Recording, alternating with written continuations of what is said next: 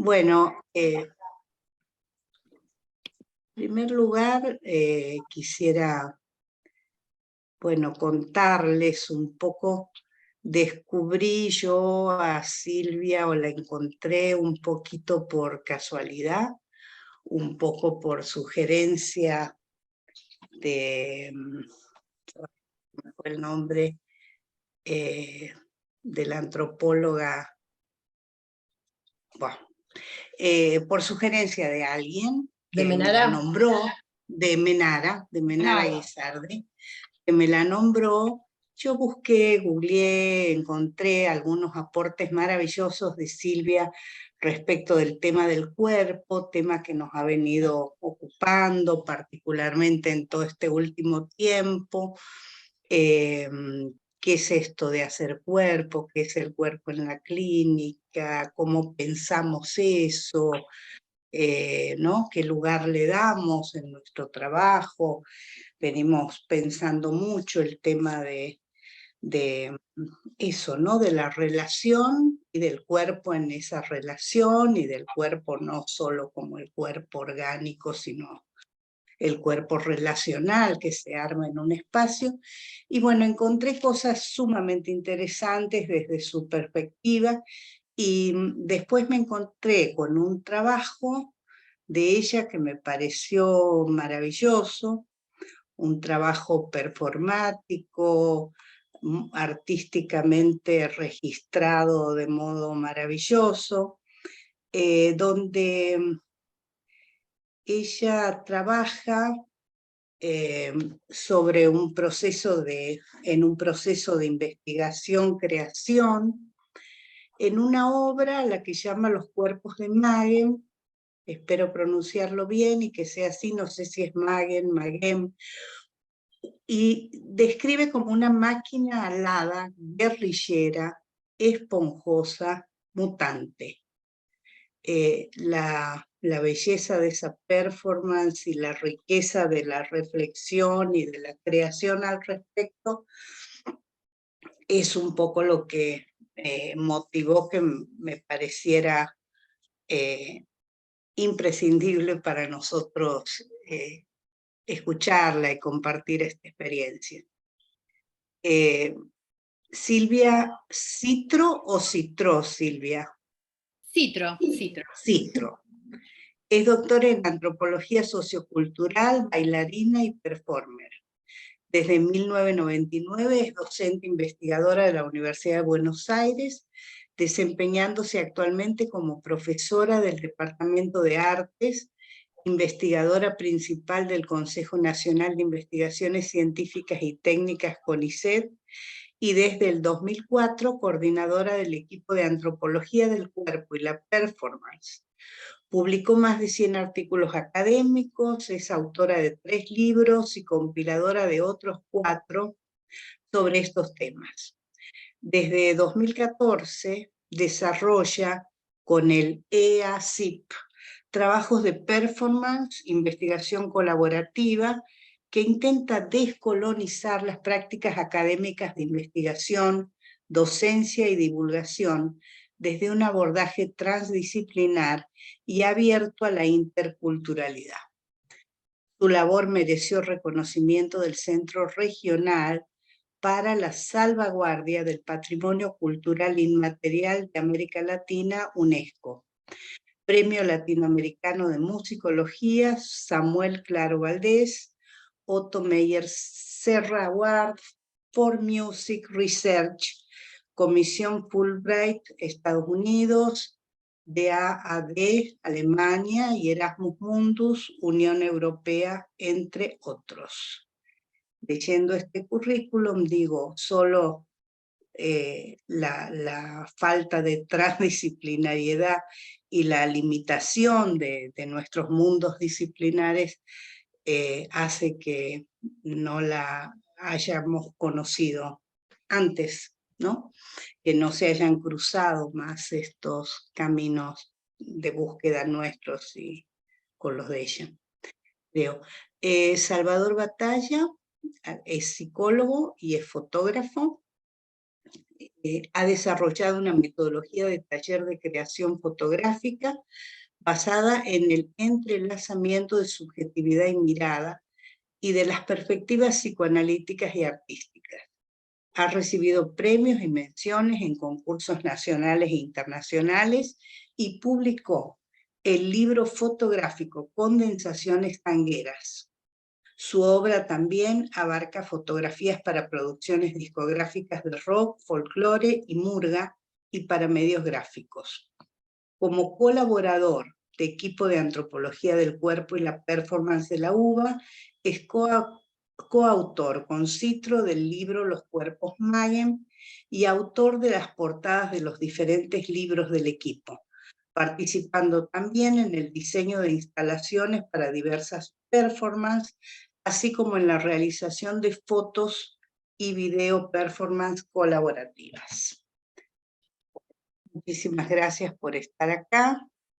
Después voy a pasar algunos links referidos a algunas páginas donde podemos encontrar trabajos de ellos. Bueno, gracias Silvia y Salvador, y los escuchamos. Bueno, muchas gracias a ustedes por la invitación y bueno, por tratar aquí de profundizar esta transdisciplina que es tan difícil a veces, pero que también nos da tantas buenas cosas para pensar, ¿no? de modos novedosos. Bueno, como nosotros con Salvador venimos trabajando mucho en la foto performance y este libro que comentaba María Esther es específicamente sobre ese género, digamos, vamos a compartir un PowerPoint para que mientras hablamos puedan ver también las imágenes. Así que vamos a ir por aquí. Ahora aquí. Estoy en el... Aquí. Aquí. Bien. ¿Ahí ven las imágenes? Sí, ¿no? Sí, perfecto. A ver si puedo lograr que esto se vaya. No. Un minuto, ¿eh? Ay, abrí otra cosa. Siempre me pasa.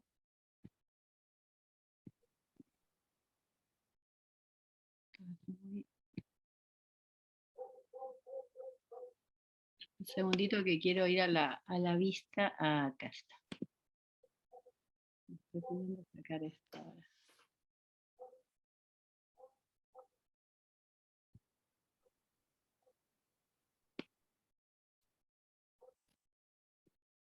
Bueno, estaba intentando sacar una barra, pero no está queriendo salir. Bueno, la voy a poner abajo. Recién la habíamos logrado sacar, pero ahora no. Bueno, no importa. Por cualquier cosa tenemos este de aquí, ¿sí? Bueno, la charla que queríamos compartir hoy la vamos a titular Disposiciones intersubjetivas para la creación. Están acá y la estamos compartiendo con Salvador. Nuestra idea es compartirles parte de los resultados de una investigación transdisciplinar, aún en curso, que estamos realizando los dos, sobre los procesos creativos y de generación de obras, y los efectos transformadores que estos procesos tienen en la subjetividad. Por tanto, esta investigación es resultado de este trabajo en fotos performance que con Salvador comenzamos hace muchísimo tiempo, hace más de 25 años, pero también desde el 2004 se fue articulando con las investigaciones que producimos, sobre todo más en mi caso, en el marco del equipo de Antropología del Cuerpo y la Performance de la Universidad de Buenos Aires, que yo coordino desde 2004, como les decía. Y también desde el 2014, con este grupo de investigación de antropólogos que a la vez son artistas, comenzamos a trabajar en diferentes puestas en escena, talleres y videos de investigación-creación colectiva, en los cuales también participó Salvador. Así que esto es como un rizoma entre trabajos individuales, dialógicos con Salvador y también con este equipo con el que trabajamos hace muchos años. Bien. Dentro de eso el equipo ha tenido una producción de diferentes textos, que son algunos de los que aquí pueden ver, en la mayoría de los casos sobre cuerpo, danza, movimiento, siempre de una perspectiva muy intercultural, porque hemos trabajado con pueblos originarios, otros miembros del equipo con prácticas afrodescendientes, otros con técnicas corporales asiáticas, así que bueno, es un grupo de investigación muy abierto a pensar el cuerpo y la performance desde una perspectiva intercultural. No obstante, en esta investigación que estamos realizando con Salvador sobre los procesos creativos, nos ha interesado centrarnos en tratar de buscar ciertas convergencias que aparecen en creadores y también gente en formación, estudiante, en los campos de las artes escénicas, visuales y musicales contemporáneos. Obviamente, cuando presentemos estas convergencias, nunca dejamos de reconocer que cada subjetividad le imprime sus cualidades específicas y cada arte tiene obviamente sus propios lenguajes, ¿no? Pero estamos interesados en tratar de entender estos mecanismos, estas disposiciones que operan en los hechos creativos en estas artes que son en las que nos hemos formado. Para ello, nuestra investigación se basa en registros documentales y en un determinado tipo de abordaje metodológico. Perdón que no lo dije, pero bueno, las imágenes que están viendo son parte de este libro, y bueno, son fotoperformance en las cuales Salvador realizó la fotografía y yo la performance, pero ahora vamos a hablar de cómo se dio ese trabajo. Son segmentos de una obra más general, la fotografía. Exactamente.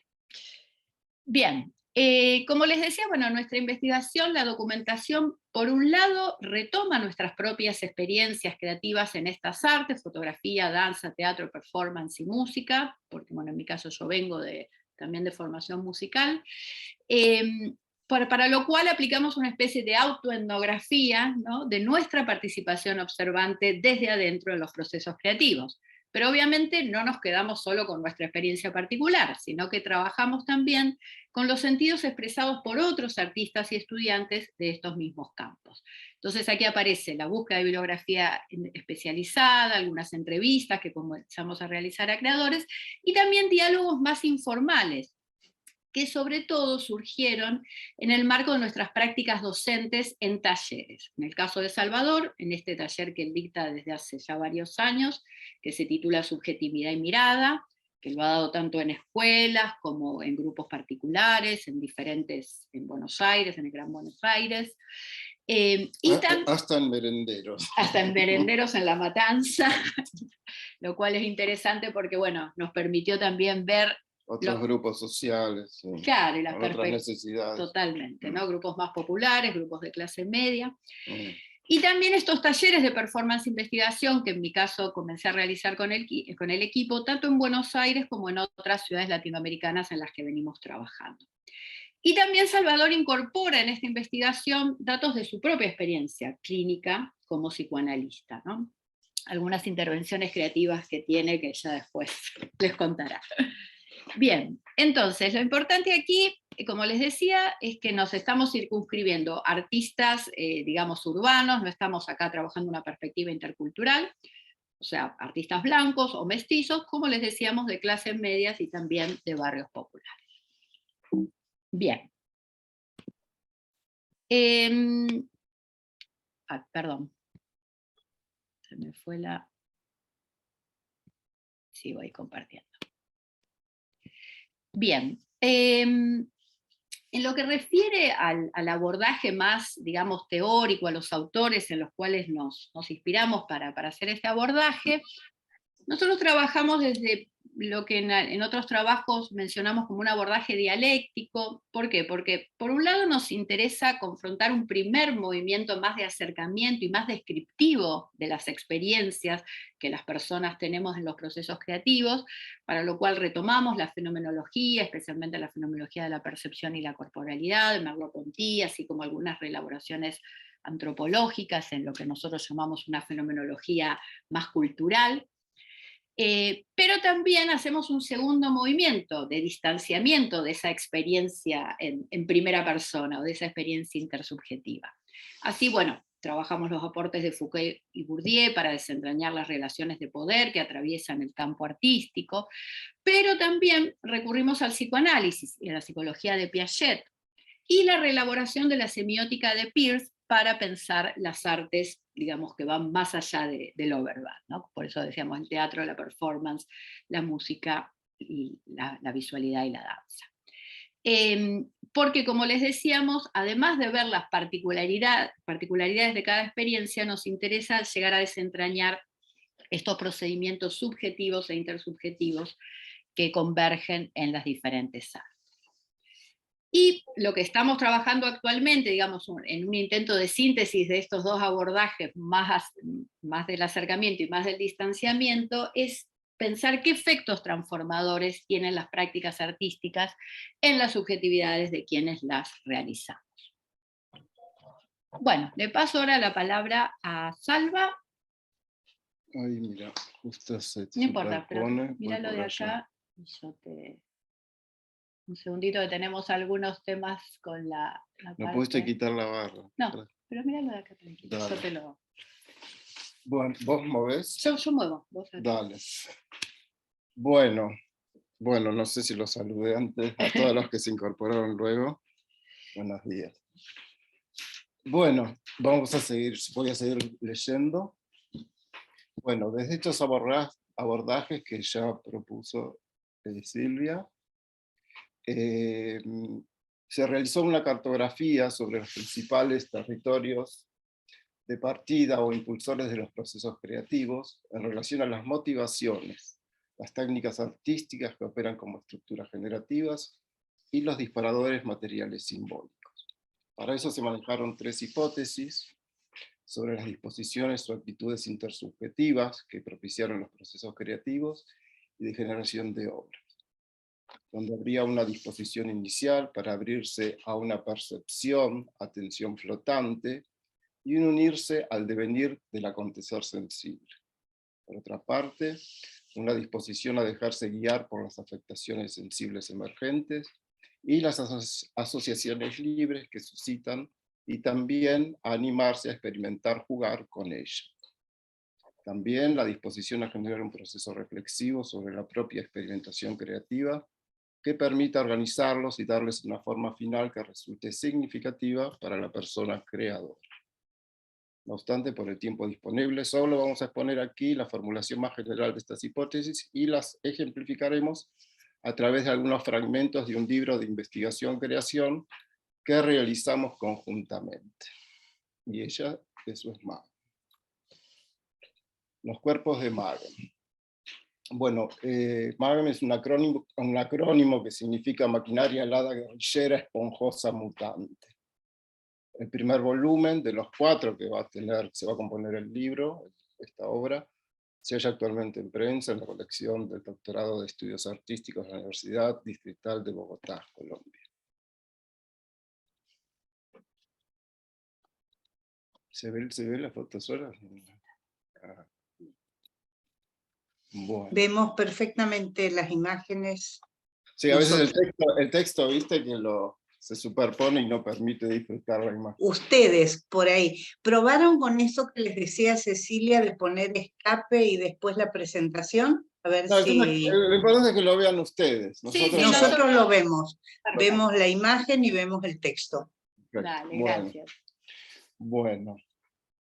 Estas fotoperformances inicialmente surgieron a partir de improvisaciones de un cuerpo performático, hablando de cuerpos, ¿no?, que exploraba sitios específicos habitados por diversas materialidades afectantes y un ojo cámara que provocaba, registraba y editaba las imágenes de esas experimentaciones. Nuestra motivación inicial fue el deseo de explorar, en un inicio, ¿no?, de explorar bosques y playas que solían ser el refugio para nuestro espacio-tiempo vacacional, por fuera de la ciudad en que residimos, que es Buenos Aires. Estos espacios se convirtieron en sitios para ensayar líneas de fuga de nuestra experiencia senso-perceptiva urbana cotidiana.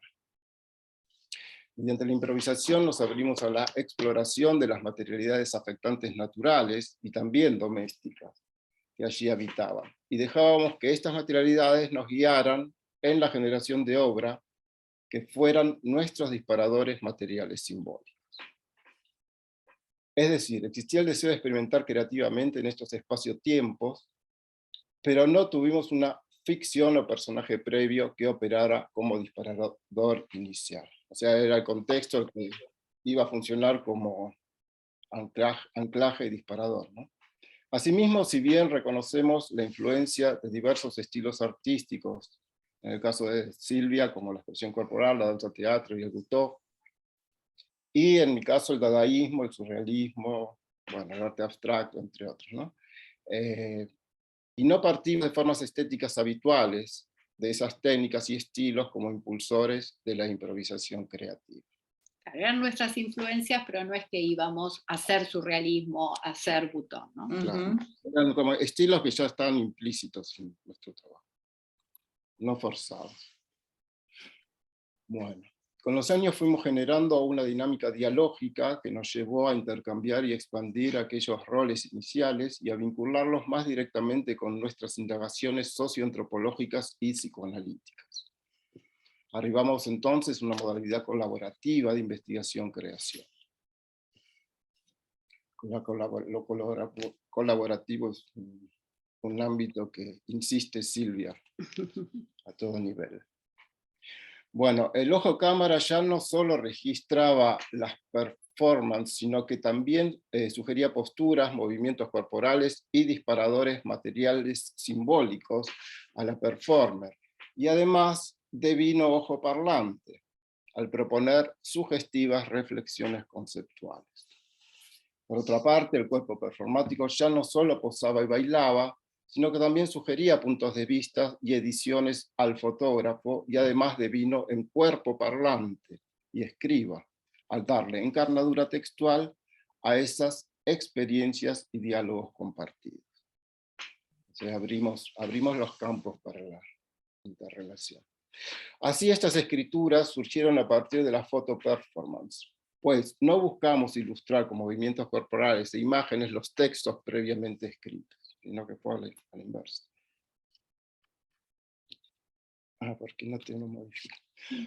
Bueno, a partir de numerosos ensayos de fotoperformance, durante la pandemia, en el 2021, pudimos comenzar a organizarlos en un libro, titulado Los cuerpos de Maggie, el cual está compuesto por 5 mitológicas utópico-metabólicas, conformadas por textos y un total aproximado de 140 imágenes fotográficas. Por eso nosotros estamos viendo solo una muestra. Por ejemplo, lo que estamos viendo en pantalla en realidad son 7 u 8 secuencias, parte de una secuencia. Estos mitos evocan los ritos iniciáticos que le permitieron a este personaje gestarse diversos cuerpos, en un intento utópico por desprenderse de algunas huellas no deseadas de una modernidad colonial patriarcal que fue labrada en su carne. Las mitológicas se acompañan de corpo-hermenéuticas, que son ensayos que develan, por un lado, las diferentes tácticas de reexistencia que Magen intenta para enfrentar el tanatoteros. Esto es una especie de neologismo que generamos. Otro neologismo. En relación a la pulsión de vida y pulsión de muerte, que la constituye. Las nociones de corporalidad, subjetividad y las tácticas de creación utilizadas en la fotoperformance. En la organización del montaje final del libro se operó un rol que al inicio fue más ambiguo, pero que hoy definimos como acompañamiento no directivo del proceso creativo, o sea, en la parte de correcta. Entonces realizaba preguntas provocadoras sobre el material y puntualizaba ciertas asociaciones simbólicas que iban emergiendo. Así este proceso de investigación-creación pivoteó entre lo colectivo, lo dialógico y lo individual, y tuvo ciertos efectos transformadores de la subjetividad, cuestión que retomaremos hacia el final de esta presentación. Bueno, voy a continuar yo ahora contándoles, después de esta pequeña presentación de Magen, por qué nos referimos a estas disposiciones intersubjetivas para la creación, ¿no? Y de qué estamos tratando de contarles acerca de nuestro proceso y lo que hemos ido investigando en otros creadores. Como les decíamos, hay una primera disposición que tiene que ver con esta actitud inicial de abrirse a una percepción-atención flotante y unirse al devenir del acontecer sensible. Justamente estas fotos de la primera mitológica intentan transmitir un poco esa experiencia, ¿no? Para nosotros se trata de ejercer una apertura perceptiva, global, hacia las motivaciones, disparadores, materiales simbólicos y o técnicas artísticas que incitan ese devenir y ese acontecer presente. Ahora bien, para lograr esta apertura, consideramos que es necesario poner entre paréntesis o en suspenso nuestras percepciones y lenguajes sensibles habituales, es decir, los hábitos que las acompañan. Y también hay que evitar imponer ideas o categorías conscientes previas a lo percibido, ¿no? Ya sea que éstas privilegien de antemano algún aspecto por sobre los otros, o que lo prejuzguen o preinterpreten, ¿no? O que le impongan una dirección trazada de antemano. En la descripción de esta primera disposición se hallan resonancias de diferentes autores, teorías y prácticas que, bueno, obviamente no vamos a poder ver aquí en detalle, pero sí mínimamente las queremos mencionar. La elección del término percepción-atención flotante evoca ciertas similitudes con la técnica de la atención flotante que se practica en la escucha psicoanalítica, de hecho fue sugerido por Salvador en nuestra investigación. También nosotros encontramos ciertas resonancias con la actitud de la participación observante que nosotros hacemos como etnógrafos cuando nos acercamos hacia una otredad cultural. Y también encontramos, obviamente, ciertos ecos en este proceso de deconstruir en el proceso creativo nuestras percepciones y categorías habituales, con lo que autores como Deleuze y Guattari identifican como los 3 modos de hacer saltar los estratos o inhibiciones impuestas socialmente, ¿no? Estos estratos que maniatan el desear. Así como dicen estos autores, se trata de romper con la organización del organismo, las significaciones preestablecidas y los puntos fijos de subjetivación, ¿no? De ese modo, dicen los autores, se propicia ese proceso productivo del deseo, entendido por ellos como ese conjunto de afectos intensivos, esa circulación libre de los flujos o de lo pulsional, ¿no? Lo que ellos denominan hacerse un cuerpo sin órganos. Ahora bien, más allá de estas diferentes lecturas, uno de los efectos que tiene esta apertura y de construir nuestros hábitos es lograr esa especie de simbiosis de la persona con el acto que está desplegando.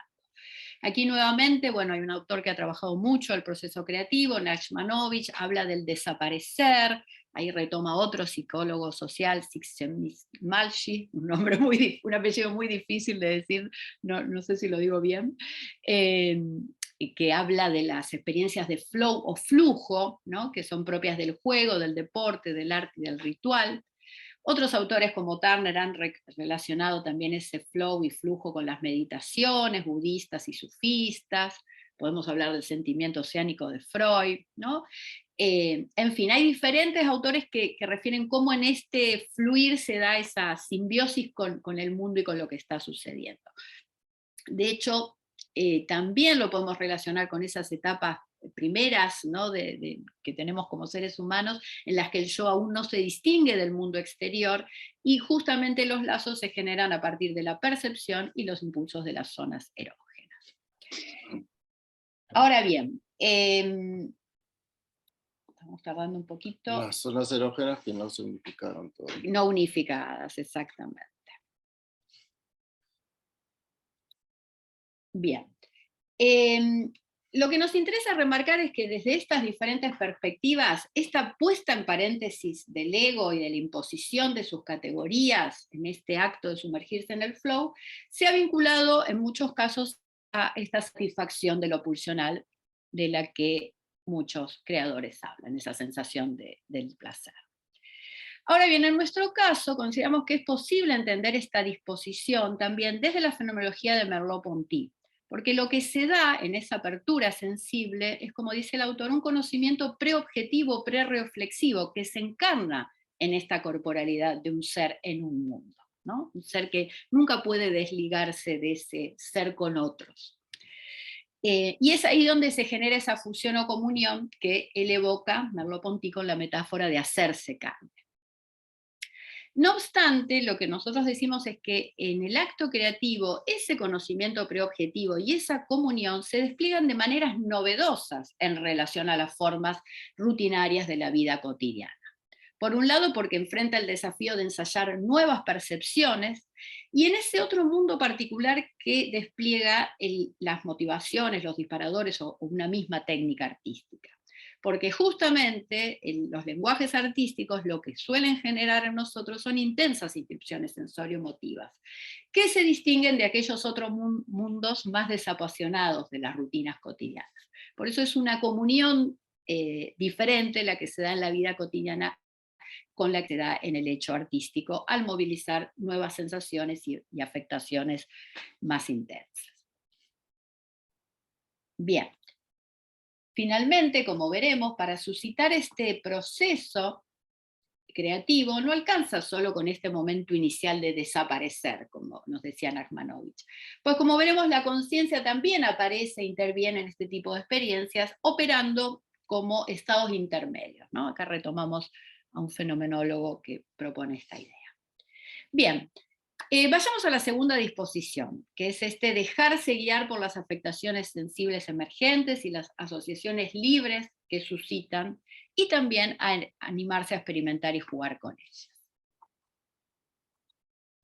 A partir de la disposición inicial a esta percepción-atención flotante hacia las motivaciones, disparadores y o técnicas artísticas, emergen ciertos elementos que adquieren una mayor preponderancia o fuerza en la afectación sensible que nos producen, muchas veces por nuestras historias de vida. La idea es que si nos dejamos guiar por esas afectaciones, estas suelen propiciar la emergencia de asociaciones libres, pero a la vez situadas, con las cuales podemos comenzar a explorar combinaciones, variaciones y nuevos lazos, a la manera justamente de un experimentar o jugar creativo, ¿no? En un devenir imaginativo que no sabemos a dónde nos conducirá, no lo podemos determinar totalmente de manera previa. Ahora bien, para propiciar esta disposición a dejarse afectar, a asociar y a jugar, es necesario aceptar, arriesgar, confiar en el devenir de lo incierto. Muchos autores hablan de cómo el hecho creativo implica animarse a dejarse guiar o ser llevado por lo que va emergiendo, incluyendo las sensaciones de estar perdido o incluso vacío, pero también de sorpresa ante lo que adviene. Por otra parte, también es necesario poner en relativo suspenso o entre paréntesis, una vez más, la actitud valorativa que vigila y prejuzga nuestro hacer o los sentimientos de vergüenza, ¿no? Pues justamente estos suelen impedir o detener el flujo de la acción creativa. El experimentar jugar creativo también a menudo implica encontrarse con ciertos obstáculos o resistencias, los cuales, sin embargo, no deberían ser percibidos como contradicciones insuperables o elementos que detengan el proceso, sino como elementos que son capaces de retroalimentar positivamente el mismo devenir creativo, llevándonos a explorar y ensayar nuevas alternativas, ¿no? Algunos autores hablan del poder de los errores, de dejar afuera el espectro que juzga, etc. Nuevamente, en la descripción de esta segunda disposición subyacen diferentes autores y teorías. No las vamos a desarrollar, pero vamos a mencionarlas nuevamente. Por un lado, las nociones psicoanalíticas de asociaciones libres y de proyecciones preconscientes e inconscientes que trabaja Samia Lee, las nociones de juego simbólico en un espacio transicional, en Winnicott. No obstante, nuevamente en nuestro caso, estas nociones son articuladas con una relectura fenomenológica y performativa de la semiótica propuesta por Peirce, especialmente en torno a lo que él denomina la iconicidad y la indexicalidad, como una modalidad de significación que es propia de los campos de las artes visuales, musicales y corporales. Así, un poco la manera en que nosotros explicamos esta segunda hipótesis sobre el proceso creativo, es que estas afectaciones sensibles y las asociaciones libres que suscitan se generan principalmente vía las proyecciones identificatorias, los lazos de analogía o iconicidad metáfora y los de contigüidad o indexicalidad metonimia, que abren estos elementos a una polisemia de sentidos que se van encadenando.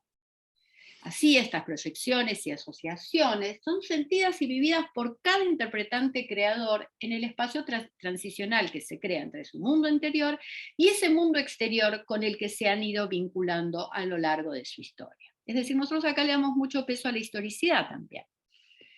Por eso decimos que se trata de asociaciones que son libres, pero a la vez están situadas, pues emergen en el presente de esa situación particular, es decir, en el aquí y ahora del experimentar jugar creativo, pero que a su vez están enraizadas en un pasado multisituado. Es decir, en la historicidad de cada persona, en su devenir intersubjetivo por diferentes situaciones y contextos. Es decir, en esas experiencias vividas significativas que se han acumulado y sedimentado en la persona, aquí apelamos a la performatividad, pero que muchas veces permanecen latentes o no conscientes.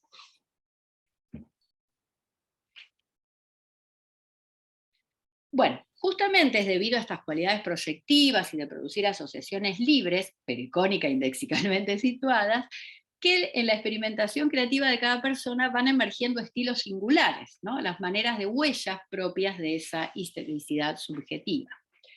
Pero también, por eso, muchas veces estas experiencias son interpretadas como experiencias catárticas, en las que se manifiestan o expresan, como ya sabemos, elementos en tensión, contenidos conflictivos latentes o reprimidos. Por lo cual, la persona experimenta una sensación de liberación emocional. No obstante, estas catarsis no necesariamente implican una reelaboración simbólica de estos conflictos, ¿no? Y acá es donde probablemente nos diferenciamos de otras modalidades de arte-terapia. Aunque no nos situamos, ¿no?, en el arte-terapia, pero bueno, ahora vamos a meternos un poquito en esa reflexión. O sea, consideramos que para que se dé ese proceso de elaboración es necesario ensayar una tercera disposición intersubjetiva, que es la que nosotros llamamos esa disposición a generar un proceso reflexivo sobre esa experimentación creativa realizada. Y es ahí donde se puede organizar y dar una forma final que resulte significativa para la persona creadora.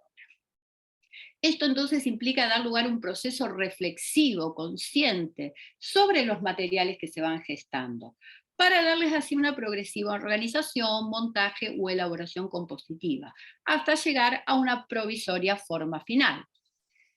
Entonces lo que vemos aquí es que hay un proceso, por un lado, de apertura perceptiva y experimentación asociativa, que siempre es vivenciado desde adentro, en términos sensibles, afectivos y predominantemente no conscientes, pero que se va combinando con estos otros momentos de cierres parciales, en los que conscientemente se detiene la experimentación para seleccionar, diseñar y organizar los materiales. Y es justamente en esta objetivación, este acto, ¿no?, el que posibilita a la persona creadora situarse desde afuera, realizarse preguntas que permiten elaborar reflexivamente lo vivido y aventurarse a imaginar y rediseñar nuevas formas. Por eso decimos que la creación, así entendida, implica un proceso rizomático, en la cual esa experimentación creativa en tiempo presente se combina con la reflexividad de lo ya realizado y el diseño compositivo de lo futuro. Hasta que, obviamente, se decide dar un final de obra que a veces es interpretado como un abandono, ¿no? Pues a menudo muchos sentimos que las obras, el proceso de creación de obra podría ser infinito y de nunca acabar. Bien, lo que nos interesa entonces destacar aquí es que esta organización puede producir un efecto de elaboración simbólica para la persona creadora, que da lugar a la emergencia de nuevos lazos de significación sobre su propio devenir vital. De ahí los efectos terapéuticos que a veces se generan. Nuevamente, para leer este proceso apelamos a la noción de eficacia simbólica que ya estudió Lévi-Strauss en el caso de los rituales y del chamanismo, ¿no? Esta idea de que reordenando ciertos símbolos se pueden reacomodar elementos de la experiencia subjetiva que esos símbolos representan, ¿no? Estamos aquí. Y si ese reordenamiento se produce, como pasó en el caso de esta obra Magen, en el marco de un proceso que fue colaborativo y que fue de creación y de reflexión conjunta, pues fue acompañada por la mirada escucha flotante y las intervenciones no directivas de un fotógrafo, que además era psicoanalista, Salvador, las posibilidades de gestar ciertos efectos terapéuticos son mayores, ¿no? Una cosa es cuando ese proceso elaborativo lo hace la persona sola, creadora, y otra cuando se hace dialógicamente con alguien que desempeña este rol de acompañamiento. Es decir, para volver a aclararlo, estas foto performance que ustedes están viendo se generaron colaborativamente, pero su organización en un libro y en 5 mitológicas, y en estos 5 cuerpos que Magen se construye durante la pandemia, la fui haciendo yo con el acompañamiento de Salvador. Bien. Por eso decíamos, una vez que terminamos esta organización del material en estas 5 mitológicas, pudimos identificar ciertas similitudes en este proceso de organización del libro con el que Salvador venía realizando con algunos participantes de su taller de subjetividad y mirada, especialmente cuando les pedía la construcción de un ensayo final que les permitió en algunos de sus estudiantes elaborar conflictos frente a situaciones de duelo. Así, si bien ni el taller ni este libro, Los cuerpos de Magen, fueron concebidos inicialmente como espacios terapéuticos, por el tipo de escucha y de intervención que ejercía Salvador como artista docente, que a la vez era psicoanalista, terminaron adquiriendo una forma híbrida entre artístico y terapéutica, en la que se generó una peculiar forma de transferencia. Seguramente por el tipo de material que tanto sus estudiantes como yo con Magen decidí trabajar, que estaba muy vinculado a las propias historias de vida, a situaciones conflictivas y entre ellas a situaciones de duelo. Bien, por eso ambos espacios terminaron teniendo efectos transformadores en cuanto a nuestros posicionamientos intersubjetivos frente a estos conflictos. De ahí, como les decíamos, esta hipótesis de que funcionaron como espacios híbridos, artísticos terapéuticos, que a futuro nos proponemos seguir desarrollando y pensando. Para concluir entonces esta primera parte en las que les presentamos estas 3 disposiciones, consideramos que ellas nos permiten comprender de manera más precisa los procesos involucrados en lo que a veces de maneras muy genéricas suele denominarse intuición creativa, o lo que autores como Peirce denominaban abducción, esto es la capacidad de generar nuevas ideas. Así creemos que la creación artística, pero también la científica y la tecnológica, esta capacidad intuitiva o abductiva implica el ejercicio de un modo de saber hacer que conjuga y potencia la diversidad de formas del conocimiento humano. O sea, creemos que la riqueza de lo creativo está en conjugar esos diferentes conocimientos. ¿Que cuáles son? Por un lado, esta apertura corporal perceptiva a la experiencia sensible, que pensándolo desde Piaget podríamos decir que es esa inteligencia sensorio-motriz que sigue operando, aunque los adultos no la utilicemos mucho, está ahí latente, o ese conocimiento preobjetivo, prereflexivo del cuerpo, que veíamos con Merleau-Ponty. Entonces, por un lado está esa apertura corporal perceptiva y esa inteligencia sensorio-motriz. Por otro, el juego experimental que permite las asociaciones libres, vía estas mediaciones que decíamos de lo icónico indexical y estas operaciones concretas sobre las materialidades que despiertan esas asociaciones libres. Y en tercer lugar, la reflexividad conceptual, obviamente con su lógica de las operaciones formales, las abstracciones.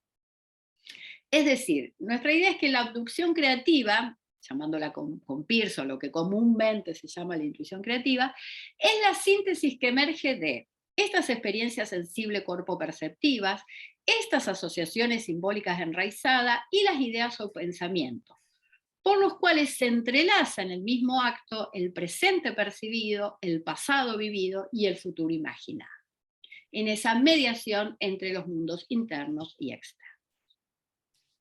Bien, se corre el telón, que a Salvador odia ese efecto de PowerPoint, pero a mí me gustó. Discutimos mucho acerca de si dejar o no el telón.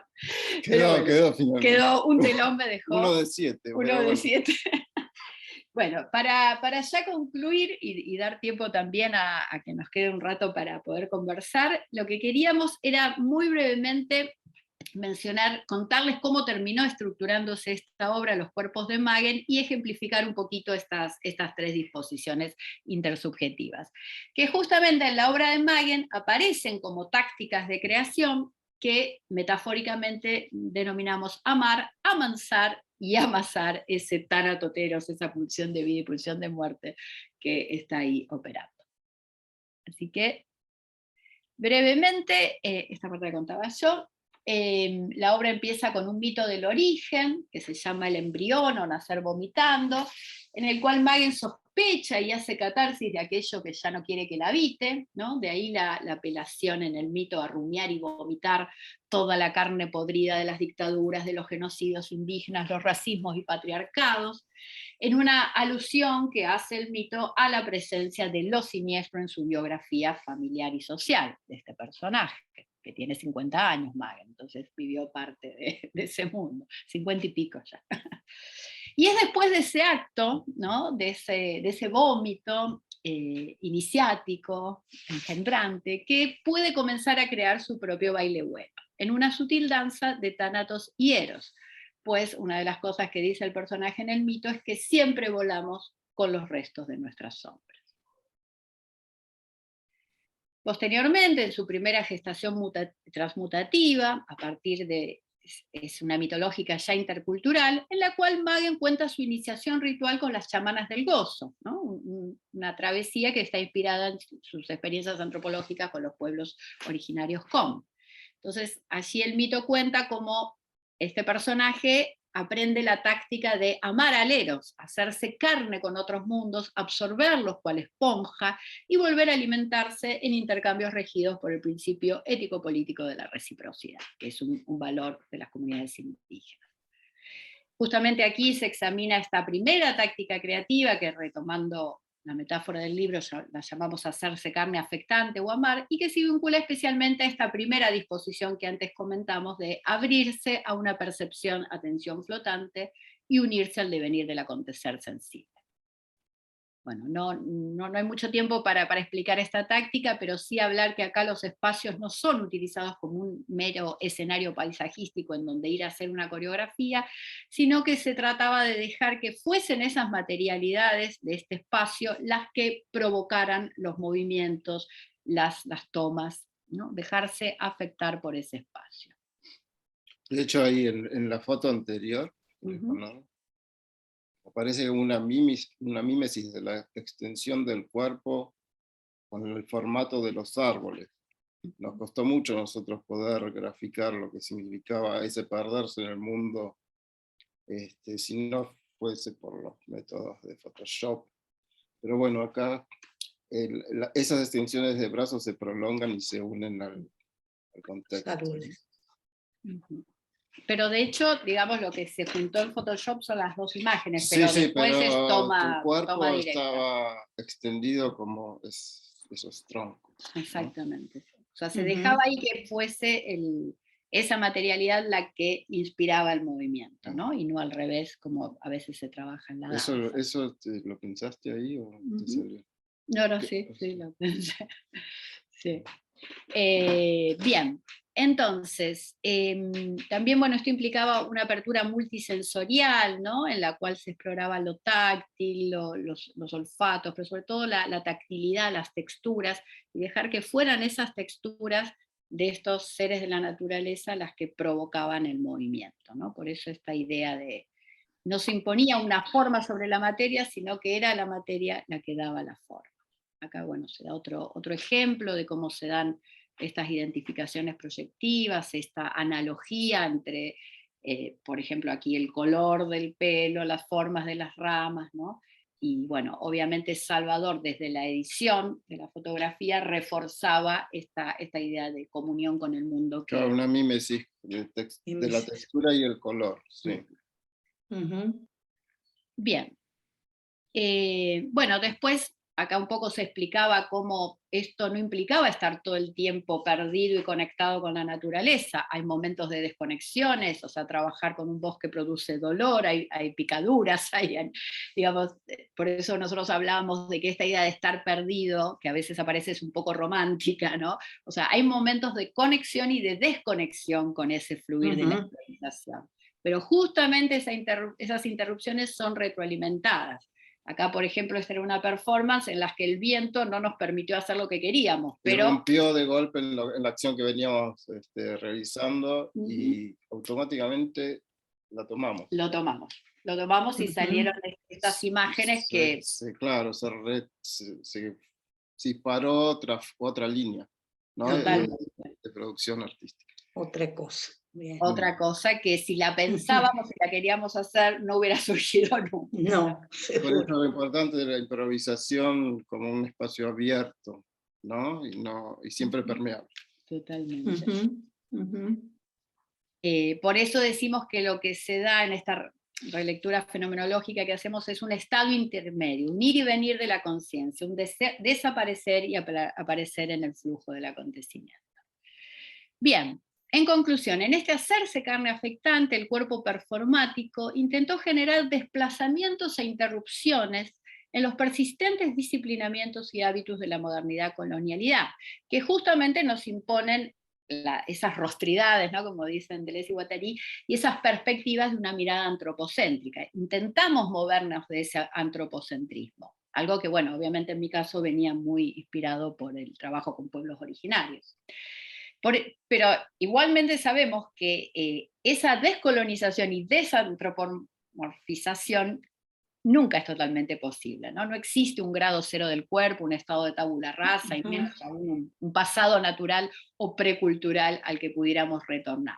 Pero sí podemos hacer estos intentos, o es lo que hace Magen en su primera travesía, estos intentos, estas interrupciones, para intentar desterritorializarnos, ¿no? Y abrirnos a esta apertura a un cosmomorfismo que siempre es situado, ¿no? Incluso desde la ilusión. Desde la ilusión, totalmente.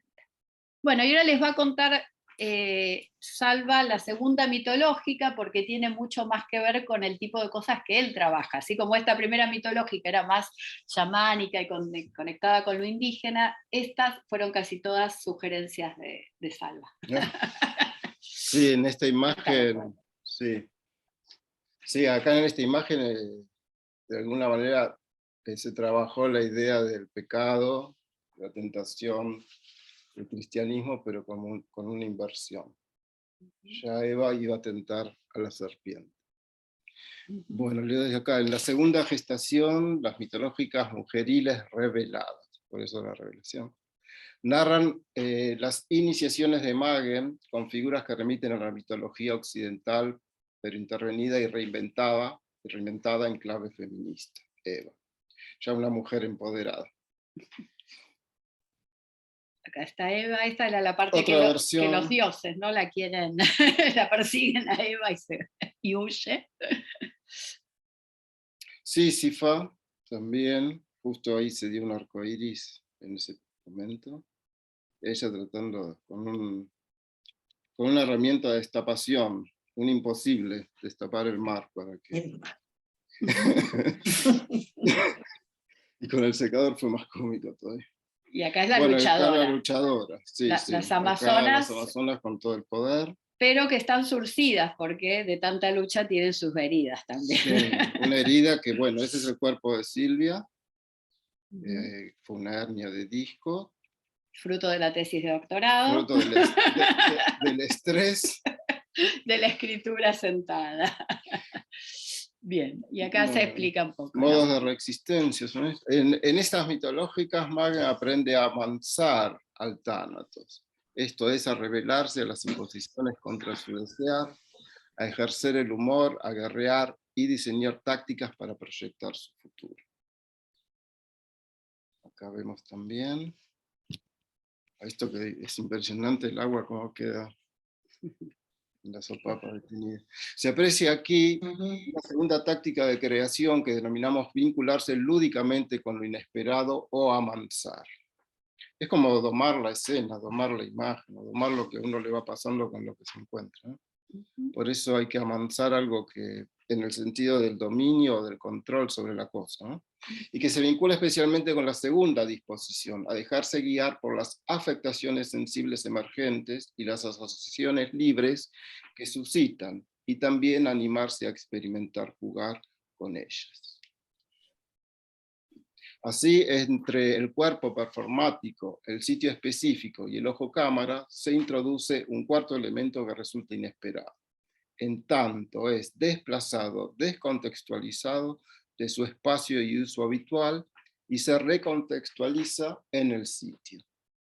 Un ejemplo es Sísifa, Bueno, Sísifo es producto del mito de Sísifo, en donde, bueno, se da la repetición, el tema del deseo, el goce, bueno, y la pulsión, ¿no? Un ejemplo es Sísifa, avatar que surgió a partir de la propuesta mía, de que la performer saque el agua que inundaba la playa con un secador de piso y una sopa.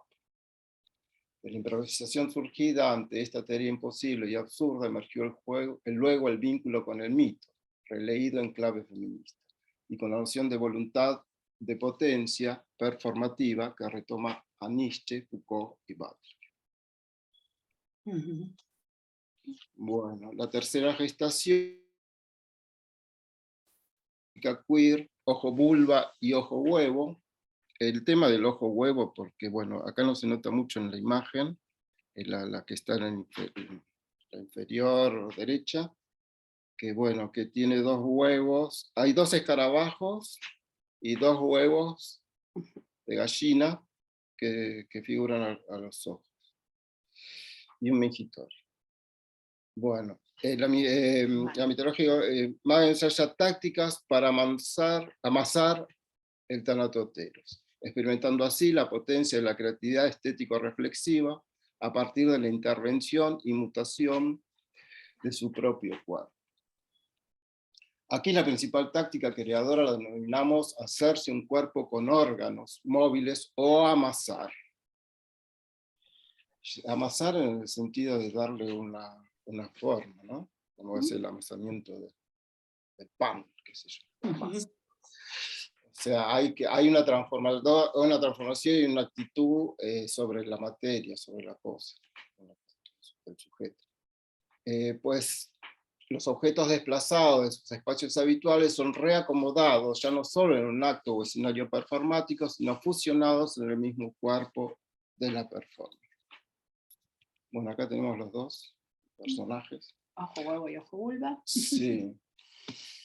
A través de estos ensambles se construyen nuevas formas corpóreas, en las cuales los órganos son movidos, apelando así a la relectura de las nociones de cuerpos sin órganos de Deleuze y Guattari, y Cyborg de Haraway. Y ya, claro, ya al final de Magen, un final que, bueno, en realidad nunca es final, pero bueno, había que parar un poco. Había que detenerse. Bueno, sí, sobre todo cuando se trabaja en arte, ¿no? Que no, Claro. a veces la hora te dice que pares, a veces, bueno, es infinito. Y a veces uno se va y la obra te abandona. O uno abandona la obra. Bueno, la detención es morir renaciendo. Allí Magen se detiene y repliega para ejercer la táctica de la contemplación y la reflexión, vía la mediación de su logos afectante. Y es ahí que pudo darle una organización, un nuevo sentido a lo vivido y creado en sus travesías anteriores. Amasó su propia historia. Para terminar, ahora sí, la última. Nuestra hipótesis es que en este peculiar proceso creativo reflexivo afloraron ciertas afectaciones que habían quedado desligadas de cadenas significantes, pertenecientes, como diría un psicoanalista como Salvador, al registro de lo real, las cuales comenzaron a ser encauzadas y reorganizadas con nuevos significantes, que podríamos vincular al registro de lo simbólico e imaginario, promoviendo así el reposicionamiento de un sujeto autor ante su andamiaje fantasmático. Lo que sostenemos es que estos movimientos de circulación y enlace simbólico-imaginario, que en la clínica psicoanalítica más tradicional operan a partir de la palabra significante y de técnicas específicas de la escucha y el decir, podrían también propiciarse a través de ciertas prácticas de investigación-creación colaborativa, en las cuales, vía la abducción, como decíamos antes, se anudan la afectación sensible de los cuerpos performáticos, la producción de imágenes icónico-indexicales y la generación de textos reflexivos. Por eso este tipo de obras tienden a producir la ilusión imaginaria de la completud, dotando de un sentido pleno a una realidad intersubjetiva vivida, pero sabiendo el carácter de agujero y o falta estructurante que todo real involucra, y que la caracterización de nuestro último capítulo como una corpohermenéutica imposible justamente intenta evocar. Bueno, muchas gracias. No vamos a hablar más, ya hablamos mucho y nos dedicaremos ahora a escucharlos a Ahí ustedes. en las reglas, estas son las reglas antiguas que usaban con las letras. Con las letras, ¿no? La letra. Perdidas ahí en la inmensidad, la palabra perdida o anclada. Bien, interesantísimo, muchísimas gracias por compartir esto que tiene infinidad de conexiones posibles con lo que pensamos y lo que trabajamos, ¿no? Justamente pensamos la psicoterapia como un acto de creación, basado en esta estética, la que ustedes traen con tanta claridad en este trabajo, ¿no? En una estética que se afirma en la diferencia, ¿no? Y bueno, y también pensamos que no puede ser reducido a un problema de lenguaje o de representación, sino que todo esto va por otro lado, ¿no? Así que esta estética, creatividad estético-reflexiva de la que ustedes hablan, hace mucho sentido, me parece, conecta mucho, y estas disposiciones que ustedes traen, me parece que cada una de ellas merecería un detenerse a pensarlas y a conversarlas y a reflexionar sobre cada una de estas disposiciones, ¿no? Y qué cosas tal vez, no sé, pensaba poder hacer para permitirnos desarrollar esas disposiciones que están en nosotros, pero que seguramente han sido obstaculizadas por años de teoría, método científico y occidente y demás, ¿no? Entonces, ¿cómo abrir a esa intuición creativa, cómo abrir a esta capacidad de abducción, cómo permitirnos recuperar, ¿no? Recuperar, o no sé cómo decir eso, disponer eso que... Reconectar con eso que tenemos, así que maravilloso, y creo que nos hace mucho sentido. Abramos a preguntas, comentarios. Mirna. Sí, gracias Silvia y Salvador. Durante toda la exposición de ustedes me retrotrajo a una experiencia muy diferente a la que ustedes traen. Les cuento brevemente, no sé si ustedes han escuchado de una psicopedagoga, Hilda Cañeque, hacía unos grupos de juegos para adultos, de los que yo participé durante años, bueno, con experiencias hermosas que me hicieron recordar algunas escenas. Lamentablemente ahora ella trabaja muy colonizada para empresas con esta maravillosa técnica, no sé qué ella tenía, no sé llamarle técnica, pero lo que recuerdo mucho es que ella proponía, tenía como disparadores ambiguos, digamos, donde en el grupo, por ejemplo, recuerdo una escena en la que trajo rollos de telas que, digamos, de la época que usaban pañales, eran rollos de tela como una gasa, ¿no? De pañal. Sí, estoy hablando de los años 1987, ¿no? Y me acuerdo que lo primero que sugirió, me acuerdo de una escena mía con otra compañera, que nos envolvimos en las telas y éramos momias, y estábamos en una fosa en común, ¿no? Lo interesante es que, bueno, era el año 87, muy cercano a la dictadura, pero lo interesante que yo recuerdo es que estábamos en una fosa en común, éramos muertos, pero muertos vivos. ¿no? Porque nos divertíamos, que era una hermosura cómo nos divertíamos en esa fosa en común. Lo recuerdo hasta el día de hoy, pasaron muchos años, ¿no? Fue maravilloso. Entonces, la pregunta que les hago es cómo pensar los cuerpos conectados con otros elementos, como los cuerpos cuando salen de los caminos habituales pueden conectarse con otras escenas, con otra imaginación. Y lo que me planteo, y me parece esto es muy spinoziano, ¿no? Como que es en el cuerpo, sin darle prioridad al cuerpo, pero es en el cuerpo, es en los cuerpos, en la materia, donde se plantean los problemas a resolver, digamos, ¿no? Para nosotros, ¿no?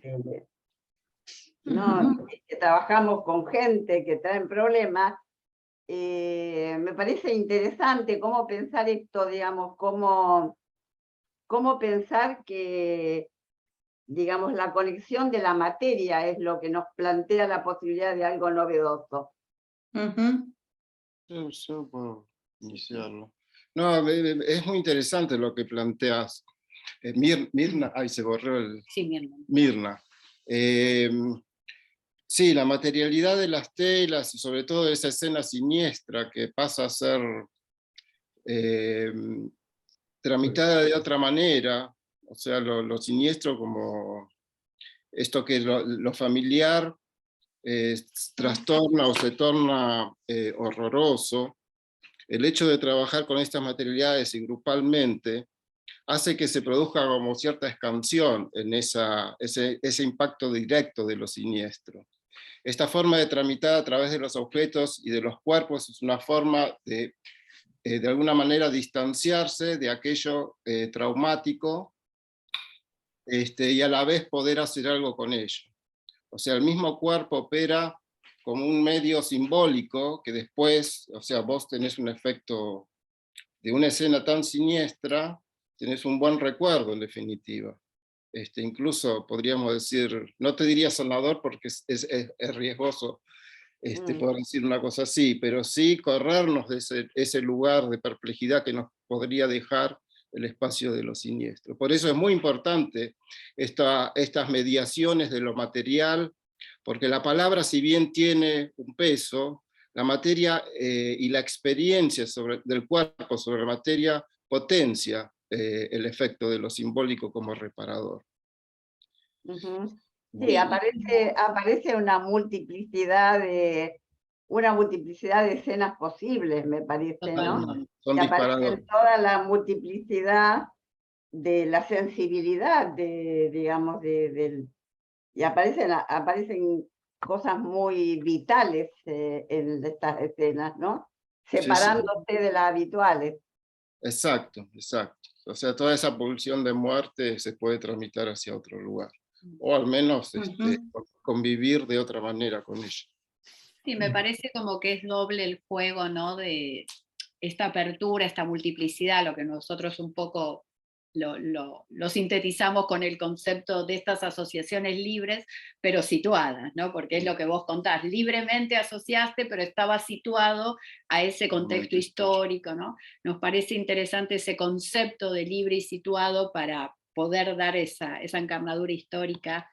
Y bueno, gracias Mirna también por traer a Cañeque y a obviamente, todas las líneas de sociodrama, psicodrama, que bueno, por una cuestión de tiempo uno no las nombra, pero con las que hemos estado vinculados, bueno, mismo, no sé si conocen la profesora Elina Matoso, que trabaja con máscaras, junto con Bachbinder, digo, ha sido también profesora mía, o sea, hay todo un gran cúmulo de experiencias psicoterapéuticas o desde el arte, en relación al juego y a lo creativo, que sobre todo en Argentina la verdad que hay mucho trabajo hecho, ¿no?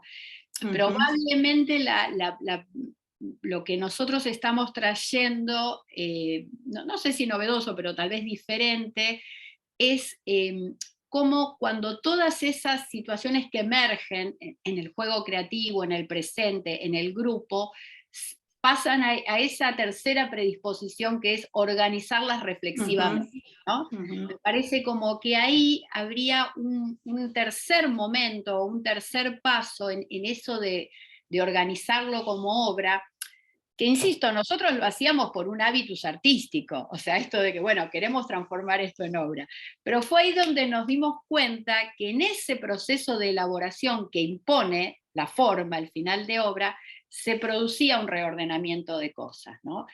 Pero insisto, ¿qué pasa cuando ese proceso no se hace solo? Porque muchas veces los artistas lo hacen solo o en el marco de una tesis de investigación-creación se hace con un director, ¿no? Acá es donde el rol de Salvador en relación a la organización que yo hago de ese material acumulado durante muchos años fue un rol ambiguo pero muy interesante. Y hay algo de eso que, insisto, surgió de casualidad y surgió por la pandemia, porque creo que nunca hubiera tenido tiempo de organizar 140 fotos en una obra, donde yo empecé a descubrir que en esas 140 fotos que habíamos hecho había algo de mi subjetividad que se estaba jugando, ¿no? Y a mí organizarlas me permitió organizar ciertas cosas, ¿no? Entonces por eso, digamos, llamamos la atención sobre ese tercer momento como algo para seguir investigando, ¿no? Claro, Y que que no armaron una consistencia con esto que pasaba, ¿no? Eso me parece, Sí, ¿no? sí, algo que en una primera instancia estaría desorganizado, se organizó y se llegó a una narrativa, a un sentido de lo segmentado, de lo desorganizado. De todas maneras, Interesantísimo que en esa narrativa, digamos, empiezan a jugar un montón, una multiplicidad de cosas, como dice Mirna, la subjetividad implicada con toda la historicidad, con los juegos de poder que deviene, ¿no? Con toda una multiplicidad de cosas que van más allá de la historia personal. Sí, ¿no? es una Y que creo que ahí se está poniendo en juego algo mucho más rico, ¿no? Que lo traumático personal o lo vivido a nivel de lo individual. Se está poniendo una experiencia colectiva histórica en juego. Sí, sí. Y sobre ¿no? todo y componiendo con eso. Sí. Claro, en esta intención de tácticas de reexistencia, bueno, para hacer justamente un movimiento sobre los elementos que por ahí ya estaban estructurados de una manera y rearmarlos, rearticularlos, y en ese mismo movimiento hay un despegue. El mismo movimiento ya provoca un efecto, más allá de lo que se haga con eso. Claro, hay una composición nueva. Exacto, exacto. ¿No? Una recomposición, sí. Una recomposición. Sí. ¿Qué decías, Jorge? No, de manera lúdica. Lúdica. Sí, de manera lúdica. De todas formas, más allá de lo lúdico en el sentido de del jugar simbólico, ¿no? De experimentación. Claro, sí, no tanto del divertir, obviamente que el artista se divierte mucho haciendo estas cosas, pero a veces. A veces sufre, sí. Pero sí, en el sentido de construcción y aventura, de tramitar con los objetos un sistema creativo y de producción simbólica, ¿no? Sí, en ese sentido. No sé qué iba a decir. Sí, no, y cómo es esa experiencia de lo lúdico, al darle forma y darle forma dialógicamente, ahí es como que hay un plus de otra experiencia, que todavía no sabemos cómo, bueno, obviamente se jugaba algo de la transferencia, ¿no? Pero sin ser una relación terapéutica, hubo como ahí ecos que yo siempre le decía a Salvador, ¿no? Porque él me decía, no, yo no soy autor de la obra. Le digo, no, vos sos autor no solo porque hiciste las fotos, sino porque yo no sé si la hubiera organizado si no estaba él. O sea, yo escribía los textos, pero se los compartía, él me hacía preguntas, me hacía... Entonces, también me parece que hay algo interesante ahí en esto de abrir los dispositivos, como que muchas veces tenemos o lo individual o el grupo, ¿no? ¿Y qué pasa con el individual, el grupo y esta relación más parecida a la clínica psicoanalítica, pero que acá operó en otro contexto, ¿no? Me parece que hay como cierta riqueza en poder abrir los dispositivos a que no tengan una sola forma, ¿no? Que no sea ni la creación individual, ni siempre el grupo, ni siempre la relación dialógica paciente o dual paciente-terapeuta, ¿no? De hecho no lo dije, pero digamos, hay muchos personajes. El ojo vulva surgió de una experimentación con mi equipo de investigación, Adil Podaiser, otra colega que hizo ese objeto, otra compañera hizo una canción, y bueno, después hicimos las fotos con Salvador, ¿no? Hay algo ahí como muy rizomático que también nos parece interesante destacar, porque a veces otra de las herencias que tenemos de la modernidad, colonialidad, es la de fijar los dispositivos, ¿no? Y decir, bueno, esta técnica es grupal, esta técnica es analítica, paciente psicoanalista, esto es creación individual, ¿no? Me parece que también en esto de la hibridez hay un esfuerzo, así como hacemos el esfuerzo transdisciplinar. Me parece que es importante que, de hecho a nosotros nos gusta hablar de tácticas, más que de técnicas o dispositivos, justamente para decir, bueno, la manera en que estas cosas se pueden aplicar o se pueden provocar, hay que crearla con cada grupo, con cada persona, ¿no? Me parece que hay algo ahí de la idea de táctica como algo que es móvil, modificable, que se abre al contexto, que también está bueno tomar para nuestros trabajos en investigación, en creación y en terapia, ¿no? Y dependen del otro. El otro es quien los conduce y quien nos articula la forma que nosotros vamos a devolver para cualquier tipo de producción. Pero sin perder la subjetividad, ¿no? Porque tampoco es un docente, tampoco es un rol directivo, ¿no? Sino dialógico. Sí, sí. Sí, tratar de dejar abierto ese espacio, que el otro lo conforme. Uno simplemente potencia un espacio, nada más. Pero la producción es del otro, y uno se hace cargo de lo que viene de ahí, de lo que da, lo que puede dar. Y también produce, ¿no? También produce. También produce con el otro. Se produce. Sería una transdisciplina. Usted estaba la voz, el cuerpo, la imagen. Sí, la danza. Sí, la danza. Hay la técnica, digamos, ¿no? Porque también hay técnica en la danza, digamos, ¿no? Técnica como experiencia, ¿no? Sí. Totalmente. Sí, nosotros tuvimos la suerte de que, bueno, que pudimos trabajar esto siendo de alguna manera habitando el espacio del arte y también desde la cuestión de la ciencia, poder pensar estas cuestiones. O sea, por suerte pudimos tener estas dos vertientes como para trabajar esto, que muchas veces está separado. Entonces pudimos en esta autopercepción de lo que nos sucedía a nosotros, más después poder hablar con otros artistas, como poder recién ahí poder bajar algo y estar seguro de lo que hacemos. Bueno, nosotros tuvimos esta posibilidad de hacemos arte, convivimos con el espacio artístico y a la vez podemos pensar desde las ciencias, que bueno, que es un lugar muy difícil de articular, porque es muy difícil de articular. Silvina quería hacer un comentario o pregunta. Sí, perdón, estaba buenísimo eso que estabas diciendo. Yo me quedé con una curiosidad, si se puede decir así. Vieron que ustedes hablaron de amar, amasar y amansar. Y el amansar me hizo un ruido bárbaro, porque comienza en realidad con un vómito liberador, liberador del ser, ponele de alguna manera. Entonces, ¿qué es eso de amansar? ¿De dónde salió? ¿Hacia dónde se dirige? No sé. Y es la pulsión de muerte. Es ahí.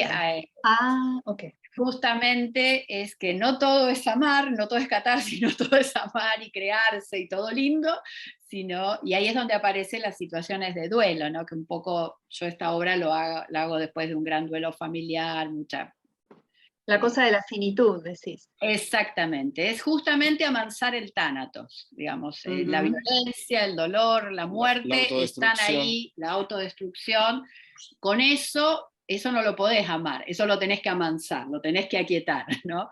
Un poco esa mitológica termina diciendo, bueno, el Tánatos va a estar siempre presente, lo que podemos hacer es amansarlo, tenerlo ahí como bajo custodia, ¿no? Que no se exceda, ¿no?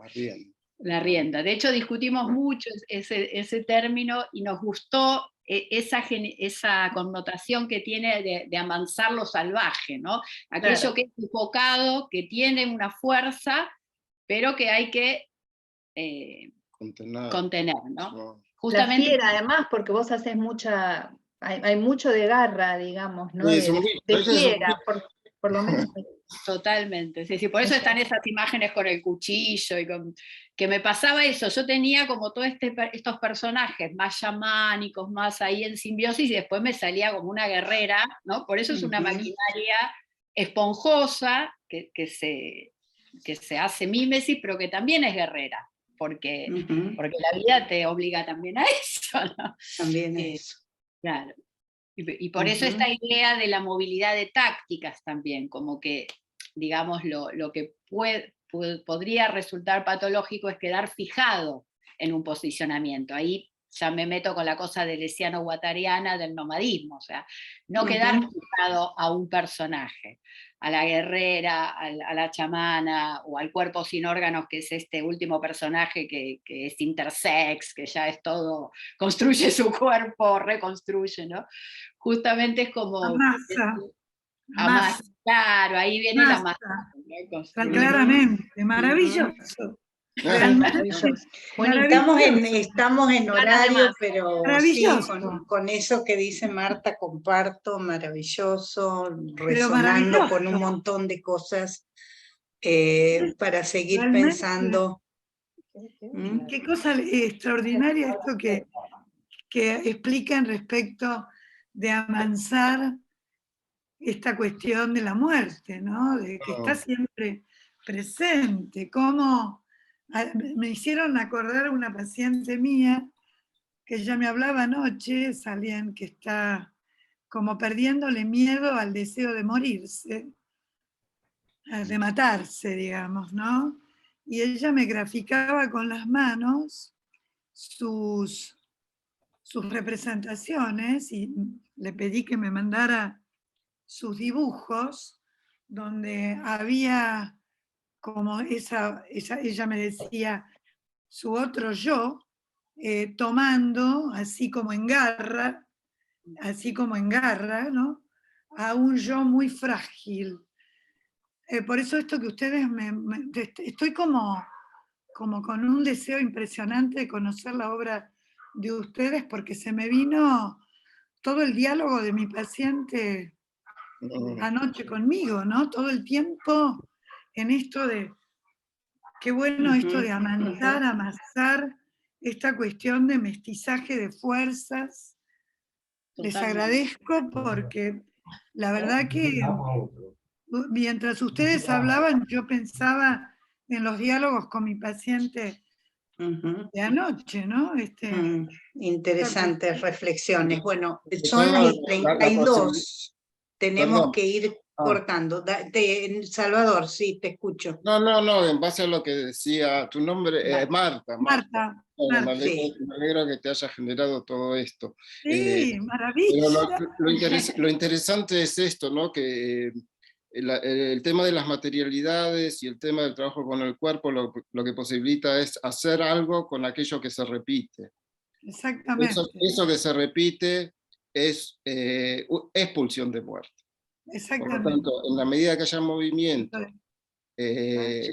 circulación y cambios en la subjetividad, estamos pudiendo hacer algo con eso que en lo que estamos permanentemente delimitados, que estamos siempre entre la pulsión de vida y la pulsión de muerte, entre el áratos, entre el tánatos y el eros. Muchas gracias. Bueno, acá hay muchos reconocimientos y expresiones de celebración del encuentro, de la propuesta, muy buen encuentro, gracias a Silvia, a Salvador. Bueno, un poco mensajes muy lindos y conmovidos, ¿no? Bueno, se agradece Así muchísimo. que Sí, sí. Bueno, gracias a Ujú. ustedes por la Gracias. invitación y bueno, Les agradecemos un montón, lindo encuentro y seguiremos en contacto. estamos en contacto para futuras transdisciplinas, Así indisciplinas. es, así es, Buenísimo. para indisciplinas de este tipo. ¿Mm?